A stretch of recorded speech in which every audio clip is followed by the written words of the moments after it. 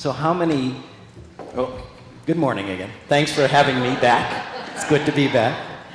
How many of you have ever been in a situation where you said, I just can't wait to see the good in this? I have, do it all the time. Well, I'm going to talk to you a little bit today about how I try, and I emphasize the word try, to do this, because there are times when it seems almost impossible to see the good in a situation. But I do try. And I'm going to start by talking a little bit about photography. So, my husband, Tony, one of his passions is photography. And he loves to capture the things in photographs that you normally can't see in the naked eye. A few years ago, he went to Slot Canyon. And this is a picture he took outside of Slot Canyon. And it's a really cool place where you walk in and you see all these wonderful rock formations. But the rocks are, sand-colored, right? Well, would you believe that there's actually color in those rocks? Here's another picture Tony took inside. And it's got beautiful blues and reds and oranges and yellows.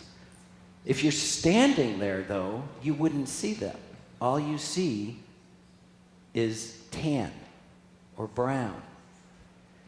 What you have to do is take your camera and set it on some certain settings in order for you to see the color.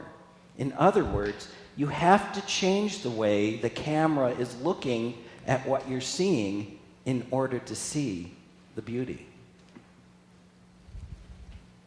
Here's another picture Tony took when he went to Arches National Park. And you may have recognized this monument, the Arches Monument. It's in a lot of Western movies from the past. And it's a gorgeous place.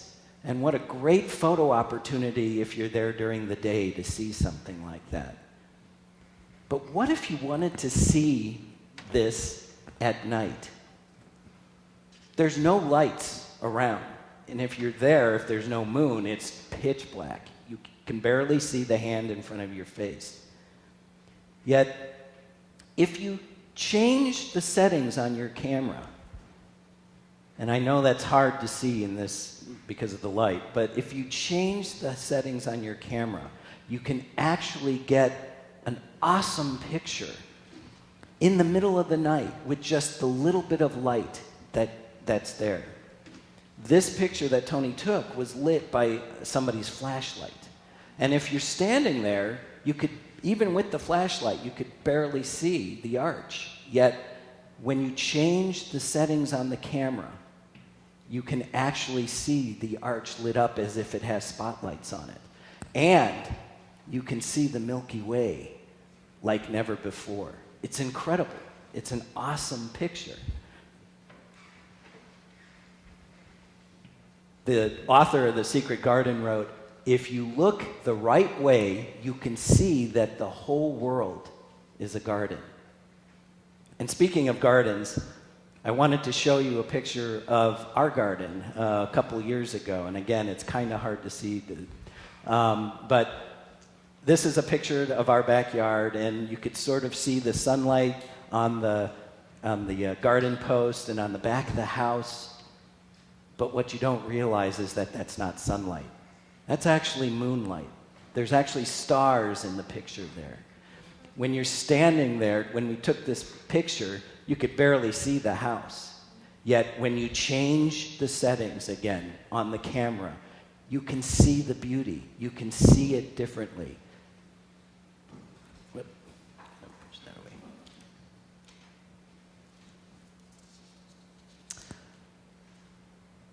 Dorothea Lange was a photojournalist back in the 20s and 30s, and she's best known for her work in the Depression era. And she wrote, while there is perhaps a province in which the photograph can tell us nothing more than what we see with our own eyes, There's another in which it proves to us how little our eyes permit us to see.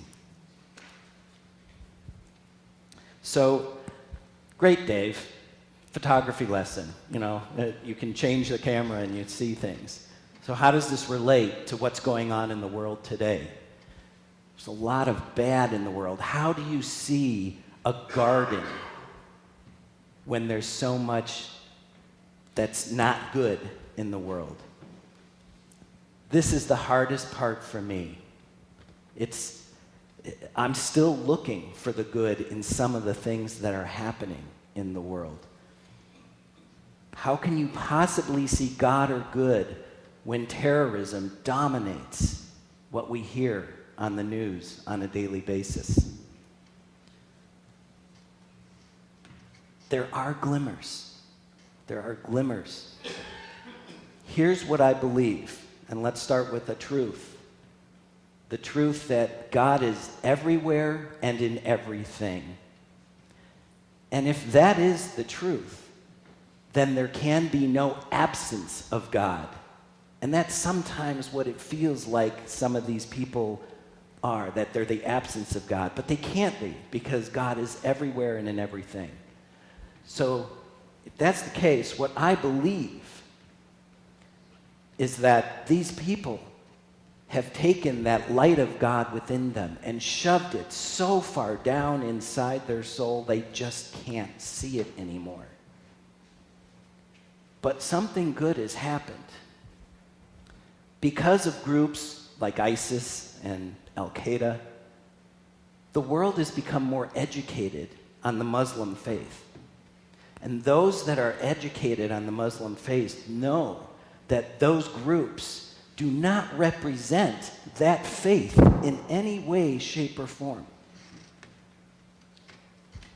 And therein lies is the hope of good that I hope comes. That when these bad things happen, and they do happen, I know that's, should I move it up? Is that better? That pop wasn't you. Oh, it wasn't? Okay.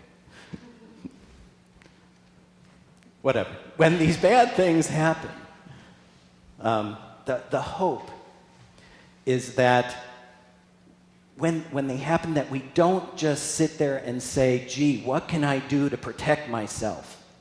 But that we educate ourselves as to the why these happen, so that we can prevent them from happening in the first place. Wayne Dyer said, judgments prevent us from seeing the good that lies beyond appearances. So let's bring this closer to home. You know, in 2008, when I lost my job, I knew it would be a while before I found a new one, and I thought it might be 6 months. Little did I know it was going to take over 2 years to find a new job. It was hard. We had to cut back on a lot of things. Being unemployed, looking for work, is probably the hardest job I've ever had to do in my life. There are no days off. There are no vacations. You work every single day trying to find a job. And after a while, depression started to sit in. And I started to believe what the politicians were saying on TV, that if you couldn't find a job, you obviously were lazy. I had to take a step back and look at things differently in order to see the good. I had to look at going to all the networking events that I went to as a way for me to build up my social skills, instead of looking at it as a punishment for being out of work. I had to look at us cutting back expenses as a way to know that we could survive, and not as a loss of material things. I had to look at all the hundreds of rejection letters I got as a way to build up my strength, and not as a way to bring down my confidence. So while it took a lot longer than I wanted it to, everything turned out okay. And it turned out at the same time that I wanted it to. And the good is I learned a lot from that experience. So what about sickness? How can anything be good in sickness? Well, let me be clear. Sickness is not good, but good can come out of sickness. Many of you know that my brother-in-law was diagnosed with inoperable lung cancer shortly before Thanksgiving. And later tests showed that it actually had moved to his brain. And this quote really stuck with me because I've known people who've had cancer, some who lost the battle, and some who won. But you really don't know until someone you really love gets it. You can't understand what it's like. Now, I've always looked up to John. He's always been an inspiration to me. But seeing him go through the process, the chemotherapy, and the sickness that comes with that, and the radiation therapy, and the side effects that come with that, he has now become the strongest man I know.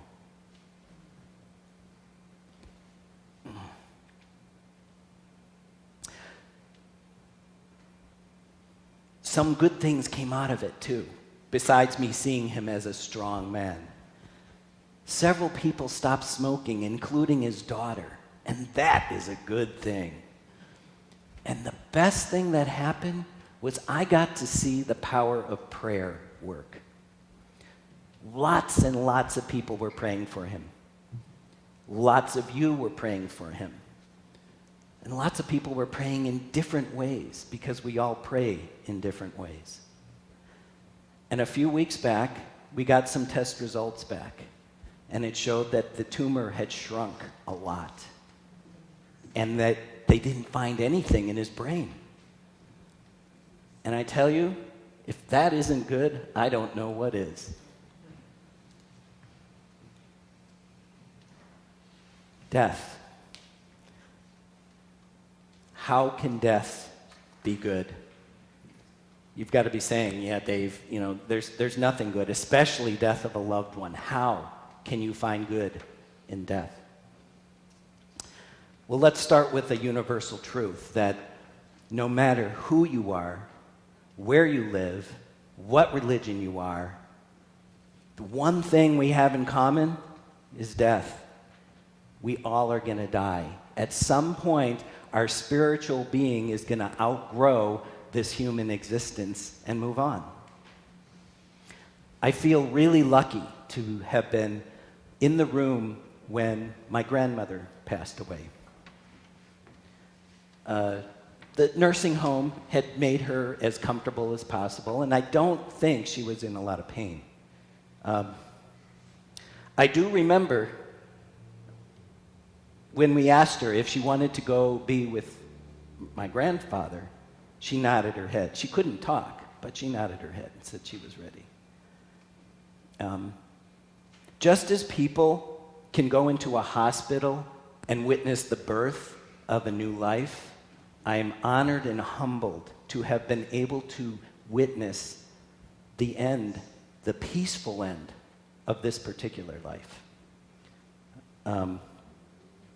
I know that my grandmother felt the love in the room that day. And just as those who witness a birth sometimes say they see the face of God when that happens, I can tell you I saw the face of God in my grandmother that day.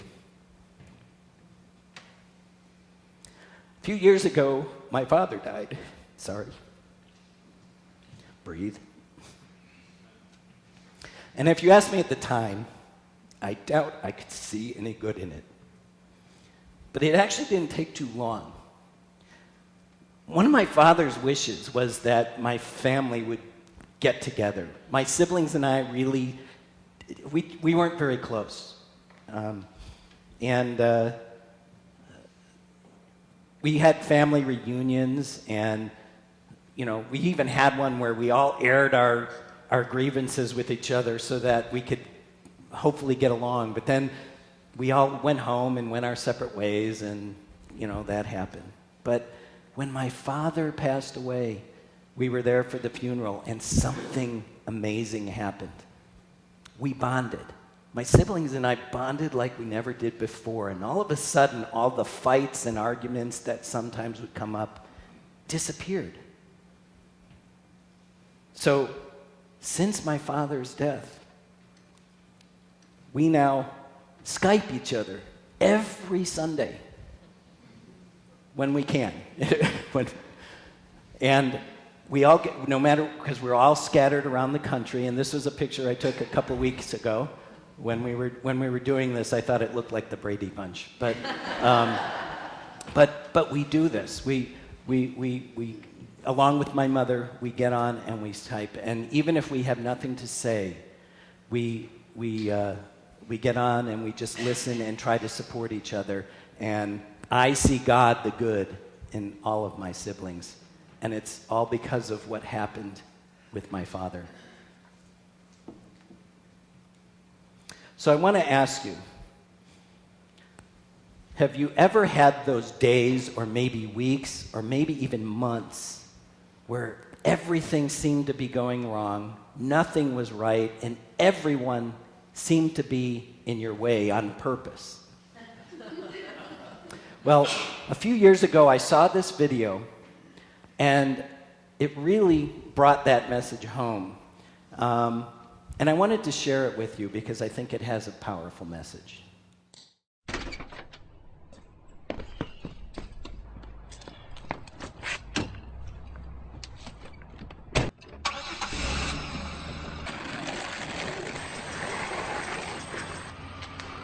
That kid, every time I'm pulling out, he's right there. Man, someone needs to talk to his parents, if they're ever at home.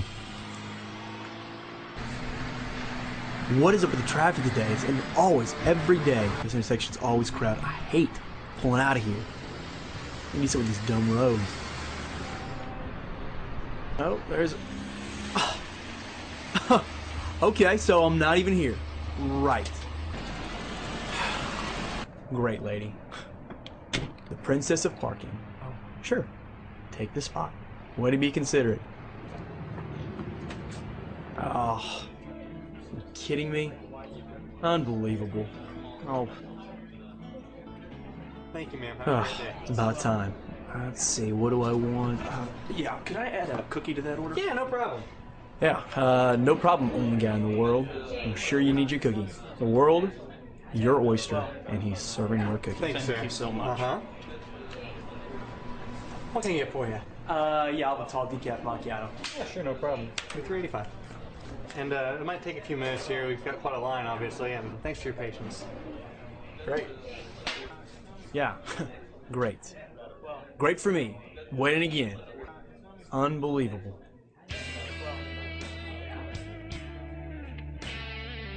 What?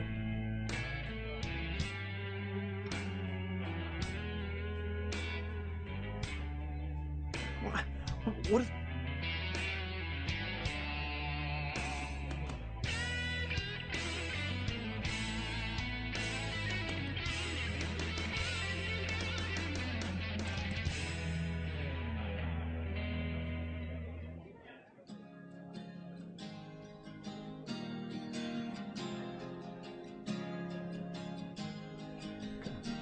What is that? What in the world?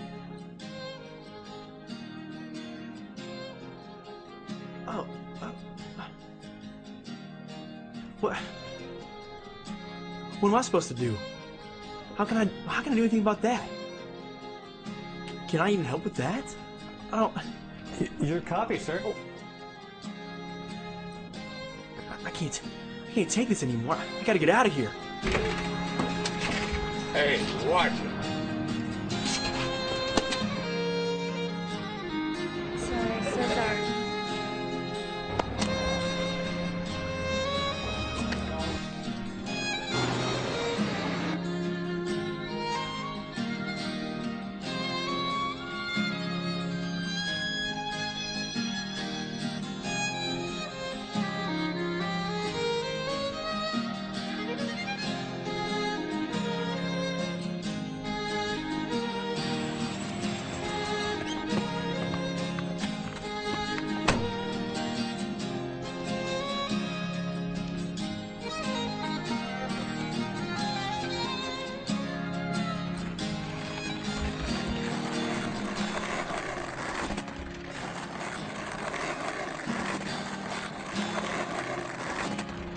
Hey, buddy, come here.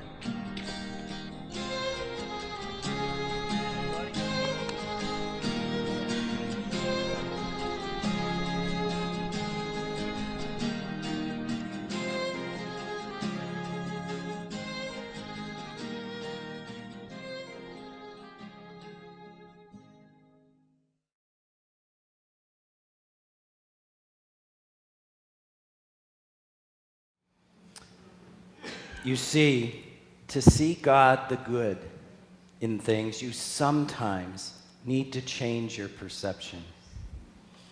You need to realize that sometimes what you see is not what it appears to be. It is not to deny that bad things happen, because they do. It is looking beyond the actions and seeing the reality. So in conclusion, I want to leave you with this quote from Wayne Dyer.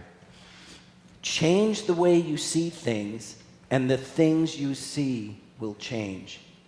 Sometimes just like changing the settings on a camera.